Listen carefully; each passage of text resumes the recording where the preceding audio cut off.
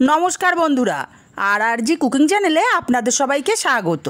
আজকে নিয়ে হাজির হয়ে গেলাম মাছের মাথা ও সোয়াবিন দিয়ে একটা অজানা রেসিপি নিয়ে। তো চলুন শুরু করা যাক। আমি একটা পাত্রের মধ্যে ফুটন্ত গরম জল নিয়েছি, কিছুটা লবণ দিয়ে দিলাম, দিয়ে দেবো এখানে 1 বাটি সোয়াবিন। এখানে 100 গ্রাম সোয়াবিন আছে।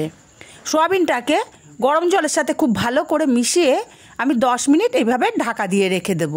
এতে করে সোয়াবিনটা বেশ নরম হয়ে যাবে। উনুনে কড়াই বসিয়ে দিয়ে দেব তেল। তেলটাকে গরম করে নিয়ে আমি এখানে দিয়ে দেব কিছুটা আলু। আমি আমার প্রয়োজন মতো আলু নিয়েছি, আপনারা কম বেশি করতেই পারেন। দিয়ে দেব 1/2 চামচ হলুদ গুঁড়ো আর দেব অল্প সামান্য লবণ। লবণ হলুদটাকে খুব ভালো করে মিশিয়ে নেব নাড়াচাড়া করে। আর আলুগুলোকে লাল লাল করে ভেজে নেব। আলুগুলো এদিকে ভাজা হতে থাক, ততক্ষণে মশলা করে নেব। মিক্সচার জারের মধ্যে দিয়ে দিচ্ছি 1 ইঞ্চি পরিমাণে আদা, আমি কুচি করে নিয়েছি। দিয়ে দেব 10-12টা রসুনের কোয়া, দেব 5-6টা কাঁচা লঙ্কা, আর দিয়ে দেব 1/2 চামচ লঙ্কার গুঁড়ো। এটা ঝাল লঙ্কার গুঁড়ো। অল্প করে জল দিয়ে মিহি করে পেস্ট আমাদের রেডি করে নিতে হবে। ঠিক এইরকম পেস্টটা আমাদের রেডি করে নিতে হবে। আর এইদিকে আমার আলুগুলোও বেশ লাল লাল করে ভাজা হয়ে গেছে। এবার এখানে আমি দিয়ে দেব সোয়াবিন।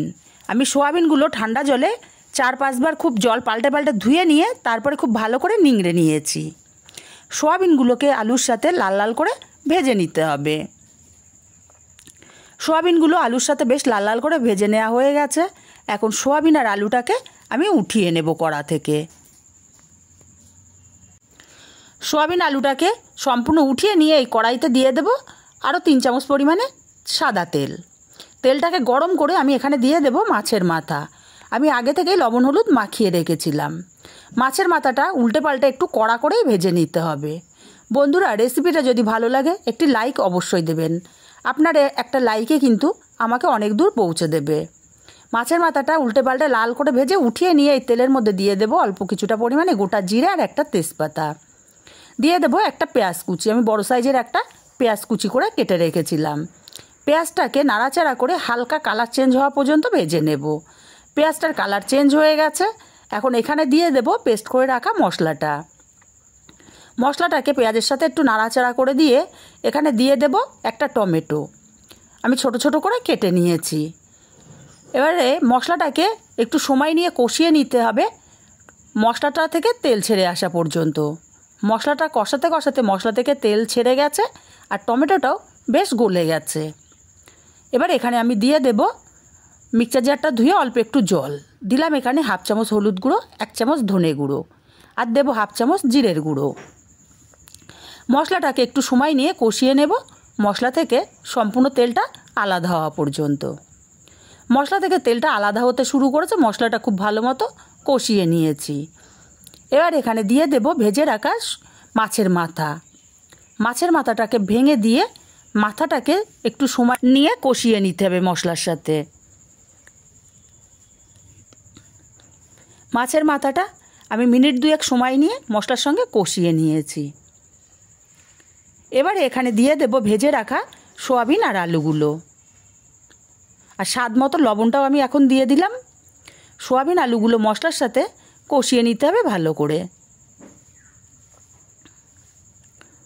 সোয়াবিন আলু কষাতে কষাতে একটু শুকনো শুকনো লাগছে, তাই আমি এখানে অল্প একটু জল দিয়ে সোয়াবিন আলুটা আরও কিছুক্ষণ কষিয়ে নেব।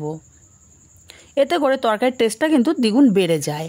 তরকারি যত বেশিক্ষণ কষানো হয় তরকারির টেস্টটা ততটাই ভালো হয়। আমি মিনিট 3 সময় নিয়ে সোয়াবিন আলুটা মশলার সাথে কষিয়ে নিয়েছি। এখন এখানে দিয়ে দেব পরিমাণ মতো জল। জলটা দিয়ে ভালো করে নাড়াচাড়া করে মিশিয়ে দেব,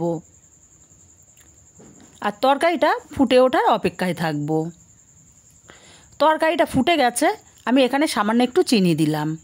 যারা চিনি পছন্দ করেন না তারা স্কিপ করতে পারেন। চিনিটা দিয়ে আমি নাড়াচাড়া করে আরও 2 মিনিট ফুটিয়ে নেব। চিনিটাকে দিয়ে আরও 2 মিনিট ফুটিয়ে নিয়েছি। তরকারিটা কিন্তু আমার পারফেক্টভাবে হয়ে এসছে।